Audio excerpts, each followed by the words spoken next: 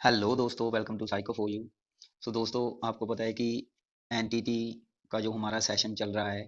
सो पंजाब में जो भी पोस्टें आई हुई हैं तो उसके रिगार्डिंग जो भी पेपर होगा आपका प्री प्राइमरी एग्जाम टीचर का, तो उसमें मीन्स जो भी साइकोलॉजिकल पोर्शन रहता है हमारे पास, तो उस पोर्शन से रिलेटेड मीन्स जो भी साइकोलॉजिकल जो भी टॉपिक्स हैं बच्चे के रिगार्डिंग, वो सारी चीज़ें हम यहाँ पे डिस्कस कर रहे हैं। तो यह एक प्रॉपर आपका सेशन है, ठीक है, जिसमें हम काफ़ी चीज़ें डिस्कस करेंगे। और आपका जो आपको पता है कि यहाँ पे जो साइकोलॉजिकल पोर्शन पोर्शन है वो 45 मार्क्स का है, जहाँ पे आपको पता है ना। तो कहीं ना कहीं हम कह सकते हैं कि भाई बहुत सारी डीपली चीजें भी आ सकती हैं।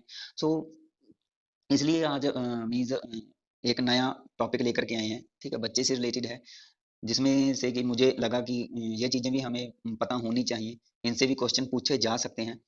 और मैं कोशिश करूंगा कि मीन्स जो भी हम टॉपिक जितने भी करेंगे, ठीक है, तो उसके मीन्स उस टॉपिक से रिलेटेड जो भी क्वेश्चन वगैरह रहता है, एक क्विज सेक्शन रहता है, तो कोशिश करेंगे कि अगर वो भी तैयार करें, है ना, ताकि आपको और हेल्प मिले कि किस तरीके से क्वेश्चन पूछे जा सकते हैं आपके एग्जाम में। ठीक है, तो बस रिक्वेस्ट यही है कि वीडियो को ज़्यादा से ज़्यादा शेयर करें, लाइक करें, सपोर्ट करें, चैनल को सब्सक्राइब करें, बेल आइकन को जरूर प्रेस कर दें ताकि वीडियो की नोटिफिकेशन आपको मिल जाए। अपने फ्रेंड सर्कल में ज़्यादा से ज़्यादा मीन्स जो भी आप अपने पेपर की तैयारी कर रहे हो, जितने भी आपके फ्रेंड सर्कल में हैं, तो शेयर करो वीडियो को।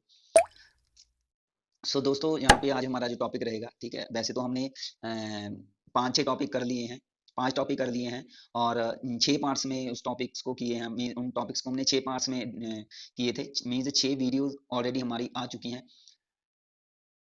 यह 7th पार्ट है हमारी, जिसमें हम करेंगे कि जन्म पूर्व विकास और उससे संबंधित जो भी देखभाल रहती है। मीन्स जन्म पूर्व विकास को हम सिंपली बोल सकते हैं प्री नेटल डेवलपमेंट, और उससे रिलेटेड जो भी एक केयर रहती है बच्चे की, वो सारी चीजें इसमें डिस्कस करेंगे। इसमें हम कौन कौन सी चीजें देखेंगे वो भी आप देख सकते हो। देखो, इसमें हम गर्भधारण के बारे में थोड़ा पढ़ेंगे कि एक कंसेप्शन की जो प्रोसेस रहती है वो क्या है। इसमें हम जो भी अंत गर्भाशय विकास है, ठीक है, मीन्स जो भी एक माँ के गर्भ में कैसे बच्चा विकसित हो रहा है, ठीक है, तो जो भी उनको स्टेजेस में डिवाइड किया गया है, तो यहाँ पे ये 3 स्टेजेस हमारे पास आती है, ठीक है, तो ये हम डिस्कस करेंगे। इसके बाद जब बच्चे का जन्म हो जाता है, ठीक है, तब वह कौन कौन सी एक्टिविटीज करता है, क्या क्या चीजों की देखभाल करनी पड़ती है, तो वो सारी चीजें, माता की देखभाल, ठीक है, और उसके पोषण के रिगार्डिंग कुछ चीजें पढ़ेंगे, और स्वास्थ्य संबंधी जो भी देखभाल रहती है, हेल्थ केयर, वो भी चीजें डिस्कस करेंगे इसमें। तो काफी ज्यादा चीजें हैं। वैसे कोशिश करेंगे कि आपको मेन मेन चीजें ही पढ़ाई जाए, इसलिए पहले कॉन्सेप्ट को देखना पड़ता है। कुछ पॉइंट्स ऐसे होते हैं जिनको लगता है कि हाईलाइट किया जाए, ठीक है, तो आपको पता है कि हाईलाइट करके हम यहाँ पे कुछ कॉन्सेप्ट कर रहे हैं। फर्स्ट हमारे पास जो प्रोसेस रहती है वह कंसेप्शन की ही रहती है, ठीक है। बेसिकली कंसेप्शन है क्या, तो देखो यहाँ पे हमारे पास इसको थोड़ा देख लेते हैं कि क्या लिखा है, फिर मैं आपको इसको समझा दूंगा। कह रहे हैं गर्भधारण स्त्रियों के मासिक चक्र के लगभग बीच में होता है यार। मीन जब भी हम कह सकते हैं कि जब प्रेगनेंस होती है कोई लेडी, तो यह क्या है, यह मासिक चक्र के बीच में होता है।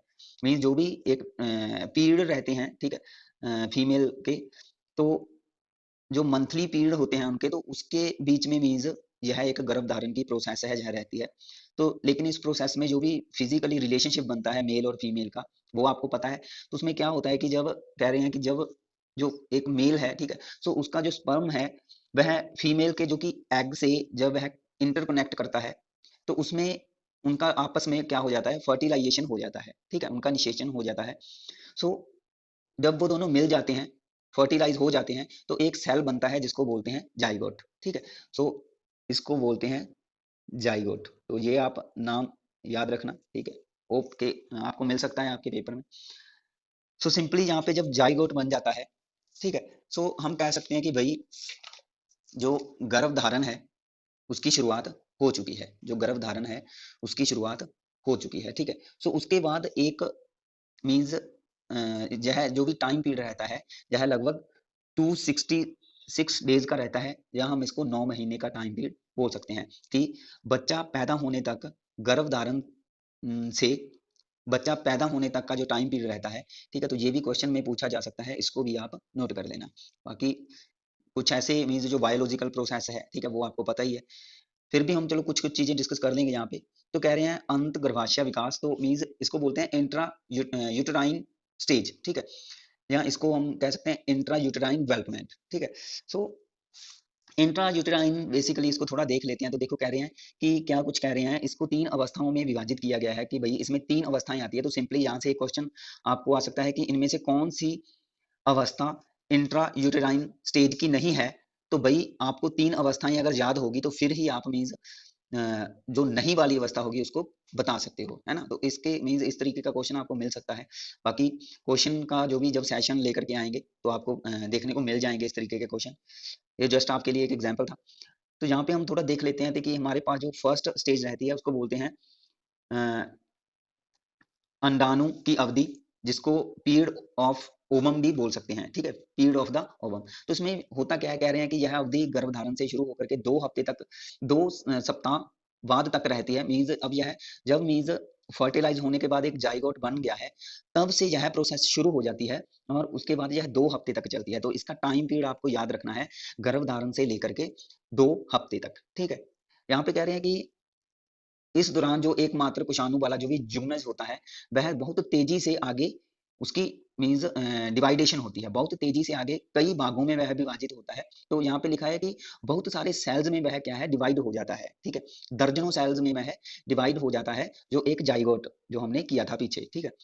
उसके बाद डिवाइड होने के बाद कह रहे हैं कि वो अलग 2 समूहों में बाँटे जाते हैं। वो जो सेल्स होते हैं उनको 2 समूहों में बाँट दिया।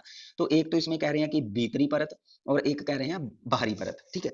जिसको सिंपली हम इंग्लिश में बोल सकते हैं इनर लेयर, या इसको और बाहरी को बोल सकते हैं आप आउटर लेयर, ठीक है? इनर लेयर और आउटर लेयर। सो उसमें परिवर्तित जब होने के बाद कह रहे हैं दोनों परिवर्तनों के बीच एक हॉलो कैविटी रहती है, जो कि जस्ट उसका काम होता है कि दोनों परतों को अलग करना, ठीक है? तो यह दोनों जो लेयर्स होती हैं उसको अलग करती हैं और भीतरी जो भी कोशानु होते हैं, मीन्स यहाँ पे कह रहे हैं जो भी हमने इनर लेयर में जो भी सेल्स आते हैं, वो आगे जाकर के वही सेल्स मीन्स आगे जाकर के उनका एक विशिष्टीकरण होता है, मीन्स डिस्क्रिमिनेशन चलता है, उसमें कुछ अंग विकसित होते हैं और आगे जाकर के वो बच्चे का बच्चा बन जाता है, सिंपली एक बेबी में हम कह सकते हैं कि डेवलप हो जाता है, ठीक है? और जो हमारे पास आउटर लेयर थी, तो उसके जो सेल्स होते हैं, वो कुछ मीन्स यहाँ पे ऑर्गेनल्स बन जाते हैं, जो माता के गर्भ में बच्चे के साथ उसका इंटरकनेक्ट करते हैं, ताकि बच्चे को एक 9 मंथ तक 266 डेज़ तक बच्चे को एक प्रॉपर तरीके से ऑक्सीजन, प्रॉपर तरीके से पोषण, न्यूट्रिशंस वगैरह, ठीक है, मिलता रहे। तो उस तरीके के कुछ ऑर्गेनल्स बन जाते हैं, जिसको यहाँ पे बोल रहे हैं प्रोटून, नाभिनाल, जहाँ गर्भथैली मीन्स प्लेसेंटा वगैरह आपने सुना होगा, ठीक है? तो ये कुछ ऑर्गन्स बन जाते हैं, ये आप अपनी कॉपी पे नोट कर लोगे, ठीक है? तो यहाँ पे सिंपली हमने किया क्या, यहाँ तक सिंपली हमने यही किया कि इंट्रा यूटेराइन डेवलपमेंट है उसको 3 भागों में बाँटा गया है, जिसमें हम फर्स्ट स्टेज कर रहे हैं पीरियड ऑफ द ओवम, ठीक है? जिसमें हम फर्स्ट स्टेज कर रहे हैं पीरियड ऑफ द ओवम। सो उस स्टेज में हमने यही पढ़ा कि भई पीरियड ऑफ द ओवम में जो एक सिंगल ज़ाइगोट होता है, वह दर्जनों सेल्स में क्या हो जाता है, आगे डिवाइडेशन हो जाती है उसकी, और उसके बाद यह 2 लेयर्स में चेंज हो जाता है, 2 लेयर्स में बदल जाती हैं, अलग-अलग 2 लेयर्स बन जाती है और इन दोनों लेयर्स को अलग करती है हॉलो कैविटी। और इसमें एक जो इनर लेयर है वो आगे जाकर के बच्चे का निर्माण हो जाता है, और जो आउटर लेयर है, ठीक है, उसमें कुछ हमारे ऑर्गेनल्स आ जाते हैं, जिसमें था प्लेसेंटा, गर्भ थैली हो गई, नाभिनाल हो गया, है ना? इसमें कन्वर्ट हो जाते हैं।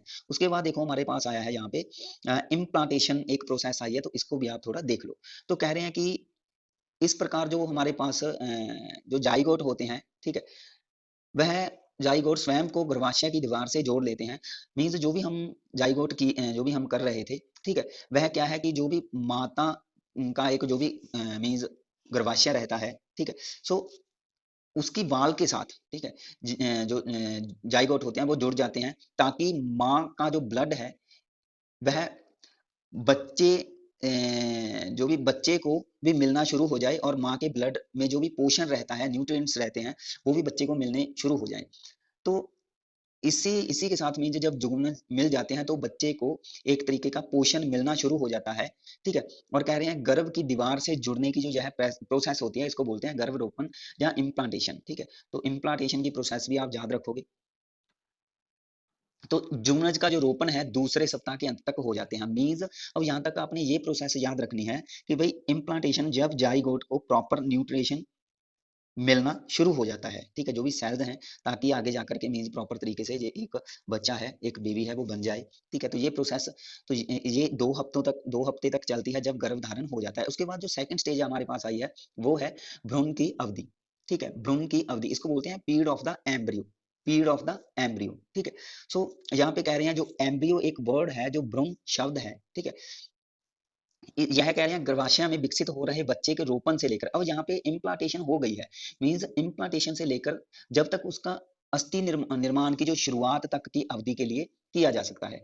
मींस अब यहाँ पे, यहाँ तो ये क्वेश्चन पूछा जा सकता है कि भाई बच्चे से रोपण से लेकर, बच्चे के रोपण से लेकर के, मींस इम्प्लांटेशन से लेकर के जो अस्थि निर्माण की शुरुआत, जहाँ पे अस्थि का निर्माण नहीं हुआ है, जहाँ पे जो भी उसकी बोन्स सिस्टम है उसकी जस्ट शुरुआत हुई है, जहाँ पे शुरुआत वर्ड लिखा है, आपने हर एक चीज को प्रॉपर तरीके से समझना है।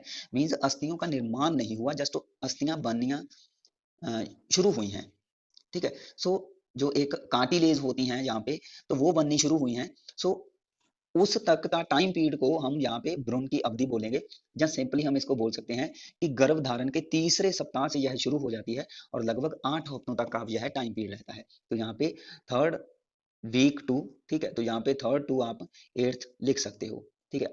तो 3 से लेकर के 8वें हफ्ते तक मीन्स जो यह प्रोसेस है यह जारी रहती है। तो इसमें यहाँ पे कह रहे हैं कि 5 सप्ताह की इस अल्प अवधि में विकास बहुत तेज गति से होता है। जन्म से पहले विकास में यह अवधि निर्णायक अवधि होती है। मीन्स निर्णायक अवधि का सिंपली हम ये कह सकते हैं कि इसमें कुछ टिश्यूज वगैरह, इसमें कुछ बच्चे के ऑर्गन्स वगैरह, ठीक है, कुछ जो बॉडी के जो सिस्टम होता है बॉडी का, ठीक है, वो उसकी रचना होनी शुरू हो जाती है, ठीक है। सो यहाँ पे काफी चीजें यहाँ पे जो बच्चे में विकसित होने लग जाती है।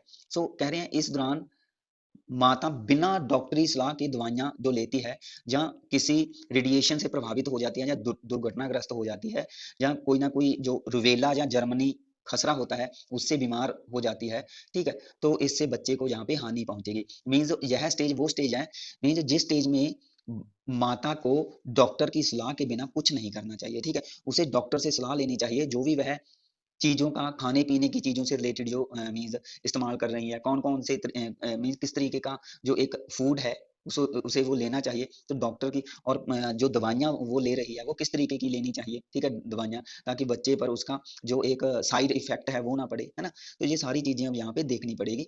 तो अब यहाँ पे ये भी क्वेश्चन पूछा जा सकता है कि भई कौन-सी स्टेज में सिंपल कि कौन सी स्टेज में एक जो प्रेग्नेंट लेडी है या एक माँ है जिसके गर्भ में बच्चा है, तो कौन सी स्टेज में उसको जो भी दवाइयों वगैरह का इस्तेमाल है वो डॉक्टर की सलाह से करना चाहिए। तो आपके पास ये स्टेजेस दी होगी कि भाई वो period of the ovum stage है, या पीरियड ऑफ द एम्ब्रियो है, या पीरियड ऑफ द फीटस है, ठीक है। तो आपसे इस तरीके का क्वेश्चन पूछा जा सकता है। तो याद रखना, ये हमारे पास सेकंड स्टेज आई है जो कि तीसरे हफ्ते से लेकर के 8वें हफ्ते तक है। क्लियर है? आगे इसमें हमारे पास कह रहे हैं कि तीसरे सप्ताह तक भ्रूण के सिर और पिछले हिस्से तथा भ्रूण के अगले हिस्से और पीठ के बीच सरलता से अंतर किया जा सकता है। मीन्स जहाँ पे अब उसका जो एक सिर है वो विकसित होने लग गया है, उसका जो पीठ का हिस्सा है, ठीक है, बैक है, उसमें थोड़ा बहुत चेंजेस आने लगे हैं, तो उसमें हम डिफरेंस क्रिएट कर सकते हैं, ठीक है। उसके बाद कह रहे हैं कि इस अवधि तक जो अल्प विकसित, मीन्स एक जो हार्ट है, ठीक है, जो हमारा हार्ट सिस्टम भी थोड़ा बहुत विकसित हो जाता है बच्चे का इस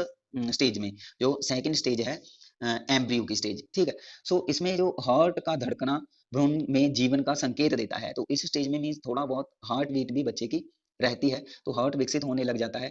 आगे कह रहे हैं लगभग जो चौथे सप्ताह की बात करें, तो इसमें कुछ ज्ञानेंद्रियां हैं, आंख, कान, नाक, गुर्दे, यकृत वगैरह जो है, ठीक है, किडनी वगैरह, लीवर वगैरह, और पोषण नाल जो है विकसित होने लग जाती है, ठीक है। पोषण नाल मीन्स वो यहाँ पे जो कि न्यूट्रिएंट से रिलेटेड एक पाइप होती है, जो भी हमने पीछे किया था ना, प्लेसेंटा हो गया है ना, तो ये भी, इनका भी विकास हो रहा है साथ साथ, और प्रॉपर तरीके से पोषण अब जाने लग गया है मीन्स बच्चे को, ठीक है।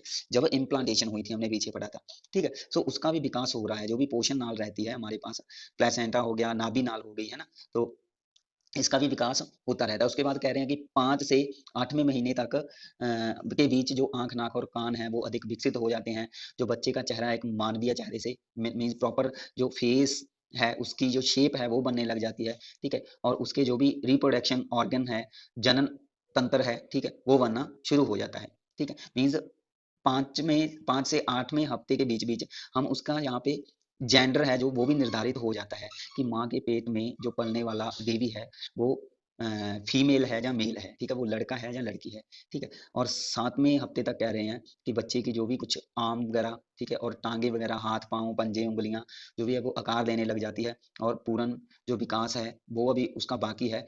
जो भी उसकी कुछ इंस्टेंटाइन्स होती हैं, जिगर रहता है उसका, ठीक है, हार्ट रहता है, लीवर होता है, अग्नाशय, फेफड़े, गुर्दे जैसे कुछ आंतरिक अंग है, वो एक उस शेप ले लेते हैं, मीन्स बनना स्टार्ट हो जाते हैं। मीन्स अब यहाँ पे ना हर चीजों का निर्माण होना शुरू हो गया है। इसलिए यह हमने किया था कि अस्थि निर्माण की शुरुआत तक की अवधि है यह, है ना। तो यहाँ पे ये सारी एक अस्थियां हो सकती हैं, कार्टिलेज हो सकती हैं, अंग हो सकते हैं, ठीक है, जिनका जिनका मीज बनना शुरू हो गया है। उसके बाद कह रहे हैं इस अवधि तक जो भ्रूण का एक संपूर्ण अस्थि पंजर बन जाता है, जिसको बोलते हैं कार्टिलेज। तो जो कि मुलायम अस्थि तंतुओं से बना होता है, मीन्स जो कि एक सॉफ्ट बोन्स टिश्यूज होते हैं, यह बॉडी के एक जो बोन्स टिश्यू होते हैं वह सॉफ्ट होते हैं, मीन्स नर्म हड्डियां जिसको हम बोल सकते हैं, ठीक है। सो इसको बोलते हैं कार्टिलेज।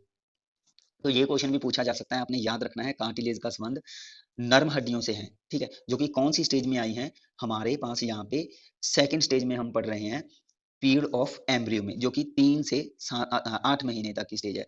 उसके बाद देखो यहाँ पे कह रहे हैं कि इस समय के दौरान भ्रूण के चारों ओर एक थैलीनुमा संरचना बन जाती है, जो उसे चारों ओर से घेर लेती है, और उसको बोलते हैं गर्भ थैली। मीन्स यहाँ पे जो भी हमने गर्भ थैली का पढ़ा था ना फर्स्ट स्टेज में, तो उसका भी विकास हो रहा है, ताकि क्योंकि प्रॉपर तरीके से बच्चे के अंग यहाँ पे बनने शुरू हो गए हैं, तो बच्चे को चारों ओर से एक सिक्योरिटी प्रोवाइड करती है, एक सिक्योर रखती है बच्चे को। क्योंकि यहाँ पे देखो ये कह रहे हैं कि यदि माँ को कोई चोट लग जाती है, और तो थैली और उसके अंदर का जो तरल होता है, ठीक है, तो वह क्या करता है, भ्रूण की रक्षा करता है।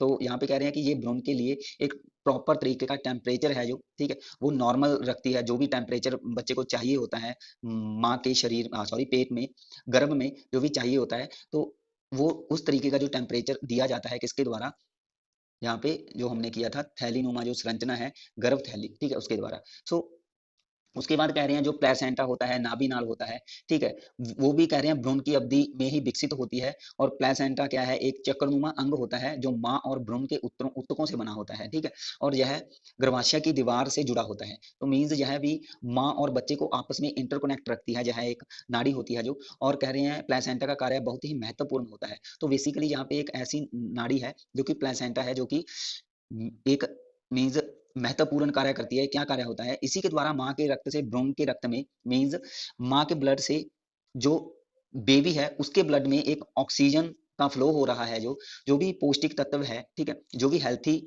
न्यूट्रिएंट्स है, फूड्स हैं, वो पहुंचाया जा रहा है ब्लड के माध्यम से, ठीक है, वो प्लेसेंटा के थ्रू जाता है सारा, ठीक है। और यहीं से कह रहे हैं गर्भ के रक्त से व्यर्थ जो पदार्थ होते हैं, जैसे कि कार्बन डाइऑक्साइड है ना, तो अगर माँ के पेट में बच्चा पल रहा है तो इट मीन उसे ऑक्सीजन की तो जरूरत है, और ऑक्सीजन ले रहा है तो कार्बन डाइऑक्साइड भी बाहर निकालेगा, है ना। तो वह कार्बन डाइऑक्साइड को भी जब वह बाहर निकालते हैं तो वह उसी प्लेसेंटा के थ्रू निकालते हैं, ठीक है। सो प्लेसेंटा एक महत्वपूर्ण कार्य करता है, जो कि भ्रूण की नाभि से, कह रहे हैं भ्रूण से और नाभि नाल द्वारा ही जुड़ा होता है, ठीक है। सो सिंपली गर्भ का जो प्रॉपर जीवन है वह प्रोटून मीन्स प्लेसेंटा और नाभि नाल है, उसी से ही पॉसिबल रहता है। मीन्स बच्चा जो जी रहा है माँ के गर्भ में, वह प्लेसेंटा के माध्यम से ही जी रहा है, हम कह सकते हैं, क्योंकि यही एक वे है जो कि बच्चे को प्रॉपर तरीके के न्यूट्रिएंट्स ब्लड में, ब्लड के थ्रू ले जा रहा है। बट एक जो रास्ता है वो प्रोवाइड कर रही है ये प्लेसेंटा, ठीक है। तो ये रहता है हमारा सेकंड स्टेज, ठीक है। आगे हमारे पास थर्ड स्टेज आई है गर्भ की अवधि। सो गर्भ की अवधि में देखो यहाँ पे क्या कह रहे हैं कि यह अवधि 9वें सप्ताह से शुरू होती है और शिशु के जन्म पर समाप्त हो जाती है। तो यह हमारे पास थर्ड स्टेज है कि जब 8 मंथ तक हमने टाइम पीरियड पढ़ लिया, और जो 9वें मंथ से यह टाइम पीरियड स्टार्ट हो जाता है, और जब बच्चे का जन्म होता है तब तक यह चलता है, ठीक है। सो इस अवधि का आरंभ का संकेत कह रहे हैं कि अस्थियों का विकास। मीन्स हम ये कह सकते हैं कि देखो लास्ट जो स्टेज में पढ़ा था कि भाई अस्थियों का निर्माण की शुरुआत हो जाती है, लेकिन जब अस्थियों का विकास होने लग गया तो सिंपली हम कह सकते हैं कि भाई गर्भ की अवधि आ गई है। इसको बोलते हैं पीरियड ऑफ द फीटस, ठीक है। सो इस अवधि के दौरान कह रहे हैं कि जो भी उसके शारीरिक तंत्र है, ठीक है, वो उसमें वृद्धि हो जाती है। और इस अवधि में जो कि सिर के भाग की वृद्धि है वो लगभग यहाँ पे धीमी धीमी होती है, लेकिन जो शरीर की वृद्धि है वह तेज होती है यहाँ पे, ठीक है। यह एक इसका मीन्स क्या हो सकता है, पॉइंट हो सकता है, ये आप नोट कर लो कि कौन सी अवधि में सिर की गति या सिर का विकास धीमा होता है, प्रीनेटल स्टेज की बात कर रहे हैं और शरीर का विकास तेज होता है, ठीक है? तो ये आप याद रख लेना। उसके बाद हमारे पास देखो कुछ पॉइंट्स देख लेते हैं पॉइंट्स को। तो देखो कह रहे हैं कि जो कि गर्भ की अवधि है उसमें कुछ जो विकास होता है, ठीक है? सो यहाँ पे हमारे पास तीसरे महीने के अंत तक यहाँ पे कह रहे हैं कि जो कि मांसपेशियाँ हैं, ठीक है? मांसपेशियों का व्यापक रूप से विकास होता है और जो भी नर्वस सिस्टम है और मसल्स हैं, ठीक है? उसकी जो भी संयोजन मीन्स इंटरकनेक्टिविटी है जो आपस में उनका जुड़ना है, ठीक है? वो सारी चीज़ें यहाँ पे विकसित हो रही हैं और गर्भ का जो लिंग है मीन्स जेंडर है वो बताया जा सकता है, ठीक है? तीसरे महीने में के अंत तक हम यहाँ पे डिसाइड कर सकते हैं। तो हमने पहले ही डिस्कस कर दिया था। तो यहाँ पे कह रहे हैं कि जो भी एक जेंडर है उसको हम डिसाइड कर सकते हैं तीसरे महीने के अंत तक। तो ये क्वेश्चन पूछा जा सकता है कि भाई कौन से महीने के अंत तक जो कि माँ के गर्भ में पैदा होने वाला बच्चा है, ठीक है? वो लड़का है या लड़की है, वो कौन से महीने तक हम पता लगा सकते हैं उसका, ठीक है? तो तीसरे महीने के अंत तक हम पता लगा सकते हैं। उसके बाद कह रहे हैं पलक होते हैं जो उसकी होंठ हो गई, ठीक है? नाखूनों का आकार हो गया, ठीक है? तो वो बढ़ने लगते हैं। तो ये कुछ मीन्स आप पढ़ सकते हो जो भी डाइजेस्टिव स्ट्रक्चर है उसकी वो विकसित हो जाती है यहाँ पे, ठीक है? और जो भी उसकी बाहें हैं, टांगे हैं, ठीक है? वो विकसित होने लग जाती हैं, वो क्रियाशील होने लग जाती हैं, ठीक है? और यहाँ पे कह रहे हैं कि ये कई बार ऐसा हो सकता है कि कई बार माता का जो गर्भ है वह बहुत छोटा होता है और उसका आकार छोटा होने के कारण जो भी उनमें एक्टिविटी है बच्चे की टांगों में या बाहों में वो कई बार नहीं पता चलती, ठीक है? सो वह ऐसा भी हो सकता है कि जो भी माँ के गर्भ में वह कलाबाजियाँ खा सकता है, ठीक है, बच्चा। उसके बाद हमारे पास देखो कह रहे हैं कि जो हमारे पास 4th मंथ है,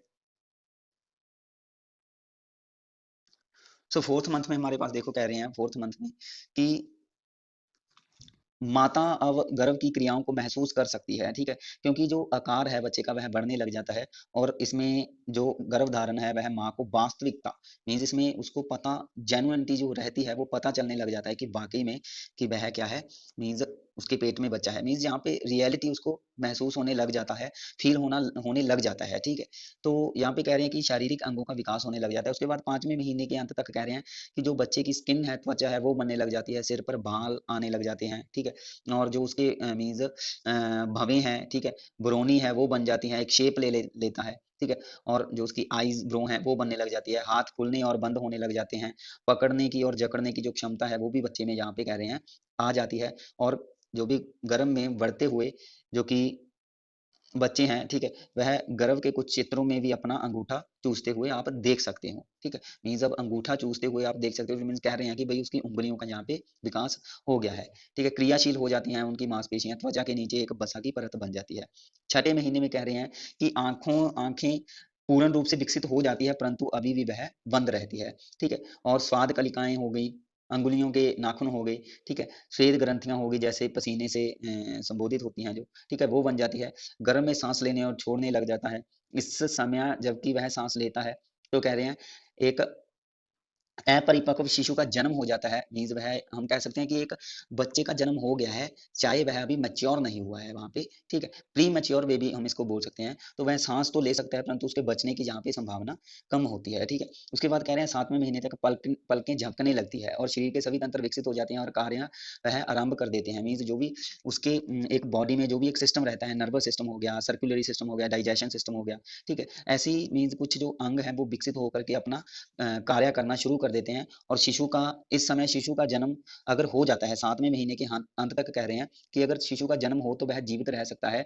लेकिन इस समय के बाद जितने भी शिशु गर्भाशय में रहते हैं वह जन्म के बाद उसके जीवित रहने की संभावना बढ़ती जाती है। मीन्स इस समय वह जीवित रह सकता है लेकिन इसमें कम चांसेस होते हैं। अगर मान लो कि 7वें महीने के अंत तक ही बेबी हो जाता है, ठीक है? तो वह बच्चा जीवित हो सकता है लेकिन चांसेस कम होते हैं जीवित होने के। लेकिन इसके बाद अगर बच्चा कोई जन्म लेता है, ठीक है? 9वें महीने तक तो उसके चांसेस ज़्यादा होते हैं जीवित रहने के, तो ये बात कही गई है, ठीक है? मीन्स टाइम से पहले जो जन्मा बच्चा होता है, ठीक है? वह सामान्य बच्चे की तरह सुन सकता है, देख सकता है, सूँघ सकता है, ठीक है? और जो भी स्पर्श होता है उसको महसूस कर सकता है, अलग-अलग स्वाद का पता लगा सकता है। उसके बाद कह रहे हैं 9वें महीने के अंत तक कह रहे हैं 8वें और 9वें महीने में शरीर के तंत्र और विकसित हो जाते हैं। गर्भ का जो वजन है, लंबाई है वो बढ़ती है। जन्म से 2 सप्ताह पहले अधिकांश शिशुओं का सिर है जो वह गर्भ के निचले हिस्से की ओर आ जाता है, ठीक है? और अधिकांश शिशु जो है वह जन्म ज्यादातर इस प्रकार ही होता है, मीन्स निचले हिस्से की तरफ आ जाता है, मीन्स सिर पहले पहले सॉरी सिर है जो वो पहले बाहर आता है, और यह तरीका माँ और शिशु दोनों के लिए सबसे आसान और सुरक्षित होता है। ठीक है, मीन्स एक फीमेल के लिए जब सिर पहले आता है बाहर, है ना, तो मीन्स यह उसके लिए हम कह सकते हैं कि उसको ज्यादा पेन नहीं होता सिंपली, और बच्चे के लिए भी यह थोड़ा तरीका आसान होता है कि पहले सिर बाहर आता है जब। ठीक है, तो वैसे बायोलॉजिकल जो भी प्रोसेस थी इसके बारे में आपको अच्छे से पता होगा। उसके बाद कह रहे हैं कि जब शिशु का जन्म हो जाता है ना, तो जन्म होने के बाद कौन कौन सी चीजें ध्यान में रखनी है। ठीक है, तो बेसिकली इन्हीं चीजों के बारे में हमने थोड़ा बहुत पढ़ना है। तो इसके यहाँ पे देख लेते हैं थोड़ा बहुत। शिशु के जन्म के बाद कह रहे हैं नाभि नाल है जो, और प्रोटून है, मीन जो भी हमने प्लेसेंटा पढ़ा था, ठीक है, वो भी बाहर आ जाते हैं, और नाभि नाल को किसी स्वच्छ और तेज औजार से क्या दिया जाता है, कट कर दिया जाता है, उसको काट दिया जाता है। और जो गर्भाशय में पूरी तरह माँ पर आश्रित होने के बाद अब बच्चा आत्मनिर्भर उसे होना पड़ेगा। ठीक है, क्योंकि वह अब एक प्रॉपर इन्वायरमेंट में आ चुका है बच्चा। ठीक है, और उसके बाद कह रहे हैं कि कई बार ऐसा होता है कि जो भी डिलीवरी है वो घर में हो या अस्पताल में हो, तो जन्म के दौरान किसी मीन्स एक ऐसा व्यक्ति उसके पास होना चाहिए जिसको मीन्स जो भी डिलीवरी है, जहाँ मीन्स जो भी एक डॉक्टर है, ठीक है, उसको नॉलेज होनी चाहिए। ठीक है, जो भी उसके पास होता है ड्यूरिंग डिलीवरी। ठीक है, तो जब भी डिलीवरी की व्यवस्था होती है, कह रहे हैं माँ और शिशु का स्वास्थ्य निर्भर करता है व्यवस्था पर ही, मीन्स माता और शिशु का जो स्वास्थ्य है वह किस तरीके की वहां पे अरेंजमेंट किया गया है।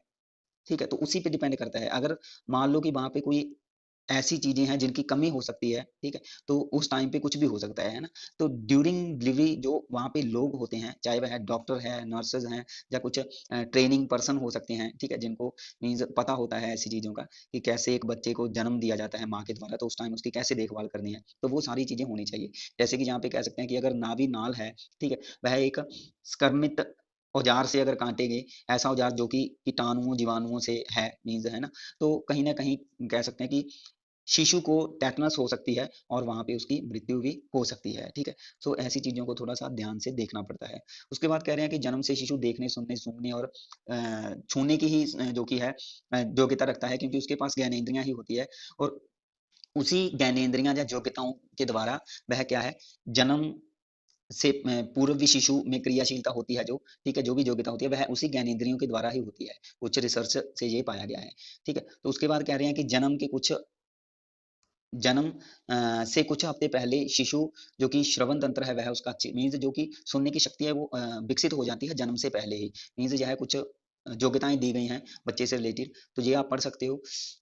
यहाँ पे आप देख लेना, मुझे यह मैटर मीन्स ये आपको पता है कि भाई योग्यताएं उसमें कौन कौन सी पाई जाती हैं। ठीक है, उस उसमें सुनने समझने की सॉरी सुनने की देखने की शक्ति है, तो वह चीजों के साथ अब इंटरेक्ट करना स्टार्ट कर देता है यहाँ पे, है ना। तो ये सारी चीजें अब यहाँ पे चलती है, इसको थोड़ा आप स्क्रीनशॉट ले लेना और इसको थोड़ा पढ़ लेना। ठीक है, मीन्स जो भी चीजें यहाँ पे मुझे लगा कि पढ़ाने वाली हैं वो वैसे मैंने पढ़ा दी है। ठीक है, आगे हमारे पास ये भी एक ना टॉपिक रहता है, यहाँ टॉपिक नहीं है, क्वेश्चंस हैं। ठीक है, तो इसको आप देख लोगे क्वेश्चन को, जो भी अगर मान लो कि अगर आप देखना चाहते हो, लेकिन इसका आंसर नहीं दिया गया, लेकिन चलो मैं थोड़ा बहुत बता देता हूँ। यहाँ पे कह रहे हैं वह जो कि नाड़ी है जो खाद और अपशिष्ट पदार्थ भ्रूण में लाती है और ले जाती है। ठीक है, मीन्स वह कौन सी नाड़ी है, तो हमने सिंपली पढ़ा था प्लेसेंटा। ठीक है, जो भी हमने पढ़ा था।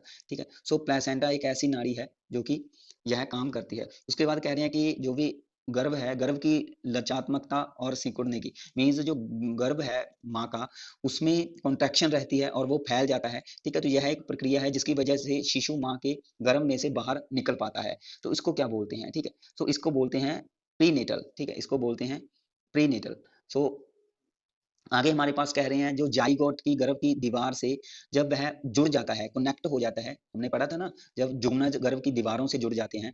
ठीक है, सो जो कि गर्भ धारण के दूसरे सप्ताह के अंत तक होती है, तो तब उसको क्या बोलते हैं, उसको बोलते हैं गर्भ रोपण। ठीक है, उसको हम क्या बोलते हैं, गर्भ रोपण बोलते हैं। उसके बाद कह रहे हैं वह शब्द जिसका संबंध गर्भ रोपण के समय से हड्डियों की वृद्धि के आरंभ तक की गर्भ की अवधि से है, तो हमने पढ़ा था ना भ्रूण, भ्रूण की अवधि। ठीक है, पीरियड ऑफ फीटस, ठीक है, जो हमने पढ़ा था, तो वो यहाँ पे हमारे पास भ्रूण रहता है। उसके बाद कह रहे हैं मानव का पहला जो सेल है जो कि स्पर्म और एग से निषेचन के बाद बनता है, तो उसको सिंपली जाइगोट बोलते हैं, जो हमने पढ़ा था। ठीक है, सो इसके बाद कह रहे हैं जो कि कह रहे हैं इनकी जिम्मेदारी माता पिता से बच्चे में आनुवंशिकता विशेषताएं पहुंचाने की होती है। कह रहे हैं वह कौन से मीन्स कौन सी चीज है जो कि आनुवंशिकता के द्वारा जो गुण आते हैं बच्चे में, ठीक है? तो वह किस पे डिपेंड करता है, ठीक है? तो ये सिंपली हम पढ़ते हैं ना, क्रोमोसोम्स गुणसूत्र होते हैं, तो गुणसूत्र में जो जीन पाए जाते हैं, है ना? तो जीन जो है इसका राइट आंसर होगा हमारे पास 6th का, कि जीन के माध्यम से हम क्या कर सकते हैं, सिंपली सॉरी, जो माता-पिता के गुण हैं वह बच्चे में ट्रांसफर होते हैं, ठीक है? उसके बाद 7th में कह रहे हैं कि जो कि भ्रूण की अवधि है जो 9वें सप्ताह से आरंभ होती है और देश के विकास से जानी जाती है, ठीक है? सो इसका नाम है अस्थियाँ, मीन्स वहाँ से जो कि कार्टिलेज है उसकी शुरुआत भी हो जाती है, कार्टिलेज बनने की शुरुआत हो जाती है, ठीक है? तो यहाँ पे हमारे पास कार्टिलेज आएगा कि जो कि भ्रूण की अवधि है 9वें सप्ताह से शुरू होती है, ठीक है? और हड्डियों का बूंद का यहाँ पे निर्माण मीन्स बूंद का विकास हो जाता है। 8th में बात करें तो कह रहे हैं भ्रूण की अवधि के दौरान अन्य अंगों की तुलना में डैश का विकास सबसे तेज होता है। तो कह रहे हैं भ्रूण की अवधि के दौरान जो मस्तिष्क है, माइंड है, ठीक है? सॉरी, ब्रेन है, ठीक है? तो ब्रेन का विकास सबसे तेजी से होता है। उसके बाद कह रहे हैं एक चक्कर समान संरचना जिसमें माँ से गर्भ के रक्त में ऑक्सीजन और पोषण और गर्भ के रक्त से माँ के रक्त में अवशिष्ट पदार्थों का विनिमय होता है। मीन्स वह पीछे स्टार्टिंग में भी हमने पढ़ा था ना, जो फर्स्ट था, ठीक है, प्लेसेंटा, तो वही चीज़ है, मीन्स जो खाद है, फूड है, वो लेके जाना और शिष्ट पदार्थों को बाहर निकालना। और ये भी वही बात है कि जो कि वह कौन-सा साइकिल है जिसमें जो रक्त के माध्यम से ऑक्सीजन और पोषण बच्चे तक पहुँचता है और जो कि गर्भ के रक्त से माँ के रक्त में अवशिष्ट पदार्थ क्या होते हैं, वापस आते हैं। तो यह प्लेसेंटा के थ्रू होता है हमारे पास, ठीक है? उसके बाद कह रहे हैं 10th हमारे पास प्रॉपर तरीके से आया नहीं है। चलो कोई बात नहीं, 11th देख लेते हैं। तो 11th में है हमारे पास कि शिशु का काल पूर्व जन्म से डैश महीने में हो तो वह जीवित रह सकता है ना? तो मीन्स उसके जीवित रहने के चांसेस होते हैं अगर वह जन्म से कितने महीने में हो जाए, तो हमने पढ़ा था ना 7वें महीने तक अगर बच्चा हो जाए तो वह जीवित रह सकता है। भ्रूण का जो जेंडर है वह डैश महीने के अंत तक, तो यह हमने हमने पढ़ा था तीसरे महीने के अंत तक वह विकसित हो जाता है, ठीक है? कह रहे हैं वह थैली जो कि गर्भ को पूरी तरह बंद करके रखती है और वह गर्भ को माँ को लगने वाले झटके से बचाती है, ठीक है? मीन्स वह कौन-सी थैली है, तो ये भी हमने पढ़ा था, ठीक है? जो कि सॉरी, गर्भ थैली है यह, ठीक है? गर्भ थैली जो हमने पढ़ी थी। तो इसका आएगा हमारे पास गर्भ थैली, ठीक है? तो ये कुछ क्वेश्चनिंग इन्होंने पूछी गई थी, मीन्स उनके रिक्त स्थान भरने थे, सिंपली है, फिल इन द ब्लैंक्स था, तो ये मैंने आपको बता दिए हैं। ये क्वेश्चन के रूप में भी आपको देख सकते हैं अपने पेपर में, तो हो सकता है कि ये आ सकता है, तो ये आप देख लेना, लिख लेना। उसके बाद कह रहे हैं कि गर्भावस्था में माता की जो देखभाल है, ठीक है, वो किस तरीके की होनी चाहिए, तो सिंपली ये चीज़ें आपको पता है कि जब मीन्स प्रेगनेंसी होती है तो काफ़ी चेंजेस आते हैं शरीर में, ठीक है? बहुत सारी ऐसे सिस्टम है जो कि एक्टिविटीज़ हैं बॉडी में, वो बहुत सारी चेंजेस आते हैं उनकी एक्टिविटीज़ में, ठीक है? तो उस टाइम पे जो कि देखभाल की ज़रूरत होती है एक माँ को, ठीक है? ताकि बच्चा है जो वो भी उसका भी स्वास्थ्य ठीक रहे, ठीक है? सो इसमें सिंपली हमारे पास पोषण आता है। सो पोषण में कह रहे हैं कि कुछ खनिज और जो कि विटामिन्स हैं, मीन्स कुछ खनिज लवण होते हैं, विटामिन्स होते हैं, ठीक है? तो कह रहे हैं कि कुछ खनिज और विटामिन की अन्य खनिज लवणों की तुलना में अधिक मात्रा में आवश्यकता होती है। मीन्स यहाँ पे जैसे कि कैल्शियम हो गया, लोह तत्व आयरन हो गया, विटामिन बी हो गया, ठीक है? तो कुछ मीन्स ऐसे विटामिन्स हैं जो कह रहे हैं कि बच्चे को देने चाहिए, सॉरी, माँ को देने चाहिए। और कह रहे हैं पौष्टिक भोजन माँ को मिले जहाँ पे, उसके भोजन में ज़्यादातर फल होने चाहिए, हरी सब्जियाँ, दालें, दूध और दूध से बनने वाले जो जैसे कि पनीर हो गया, दही हो गया, है ना? तो वो सारी चीज़ें यहाँ पे माता के लिए होनी चाहिए ड्यूरिंग प्रेगनेंसी। उसके बाद कह रहे हैं कि इसके विपरीत जो माताएँ इस अवस्था में उम, उचित भोजन का मीन्स कुछ जो कि पौष्टिक आहार है सिंपली, ठीक है? हेल्थी फूड का यूज़ नहीं करती, तो उनके बच्चे का जन्म के समय मीन्स उनका जो बच्चे का जन्म होता है जिस टाइम पे, उसका वज़न कम हो सकता है और शिशु का जो शारीरिक और मानसिक विकास है, उस पर भी इफ़ेक्ट पड़ सकता है कहीं न कहीं, ठीक है? मीन्स अपोज़िट इफ़ेक्ट कर सकती हैं ये चीज़ें बच्चे को, कहीं न कहीं बुरा प्रभाव पड़ सकता है, ठीक है? सो आगे कह रहे हैं स्वास्थ्य संबंधी देखभाल में कह रहे हैं कि गर्भावस्था के दौरान कुछ बीमारियाँ होती हैं और विकार होते हैं, तो इनसे रिलेटेड भी माता का ख़्याल रखना चाहिए जहाँ पे, ठीक है? सो कह रहे हैं यदि माता के रक्त में वह कीटाणु हो जिनसे खसरा हो सकता है, सिफिलिस हो सकता है, डिप्थीरिया हो सकता है, इन्फ्लुएंजा हो गया, मोतीजार हो गया, है ना? टाइफाइड, हेपेटाइट्स हो गया, टेटनस होगी, छोटी माता जिसको बोल देते हैं। सो यदि माता को ये मीन्स बीमारियाँ हैं, तो यहाँ पे हो सकता है कि प्लेसेंटा के द्वारा वो गर्भ तक पहुँच जाते हैं और गर्भ में जो बच्चा पल रहा होता है, ठीक है? तो उसको भी क्या है, प्रभावित करती है, ठीक है? तो यहाँ पे बच्चे पर भी बैड इफ़ेक्ट पड़ सकता है बीमारियों का। तो कहते हैं कि गर्भधारण से पहले ठीक है। अंत गर्भधारण से पहले भी स्त्री को जर्मन खसरे के बचाव के लिए टीकाकरण करा लेना चाहिए, ठीक है। यहाँ पे तो कह रहे हैं साथ ही गर्भवती माता को, जब माता ने बच्चे को जन्म दे दिया, ठीक है, तो टेटनस का टीका भी अवश्य उसको लगवा लेना चाहिए। तो यह टीकाकरण में आ जाता है। तो ये याद रखना कि जो अंत गर्भाधारण रहता है उसमें माता को जो कि जर्मन खसरा होता है, ठीक है, तो उसका भी क्या है, एक मीन्स इंजेक्शन लगवा लेना चाहिए, ठीक है। सो उसके बाद हमारे पास ऐसी बीमारी है जिसकी होने की संभावना रह सकती है, टॉक्सीमिया बोल रहे हैं इसको। तो कह रहे हैं इससे जो कि ब्लड प्रेशर है माता का वो हाई हो सकता है, ठीक है, और तेजी से जो वजन है, वेट है, वो बढ़ सकता है, और जो टिश्यूज रहते हैं उसमें टर्ल है जो उसका अवरोधन हो सकता है। मीन्स कुछ ऐसी कंडीशन बन सकती है जिससे कि बच्चे पर इफेक्ट कर सकता है। तो इस चीज को भी कहीं ना कहीं कंट्रोल कर लेना चाहिए, यहाँ पे ये लिखा है। और उसके बाद कह रहे हैं कि अगर इस चीज को कंट्रोल नहीं किया गया टॉक्सीमिया को, तो कहीं ना कहीं ऐसा हो सकता है कि जो माता है, ठीक है, वह कोमा की अवस्था में भी जा सकती है, और माता और गर्भ की मृत्यु का कारण भी बन सकता है ये चीज, ठीक है।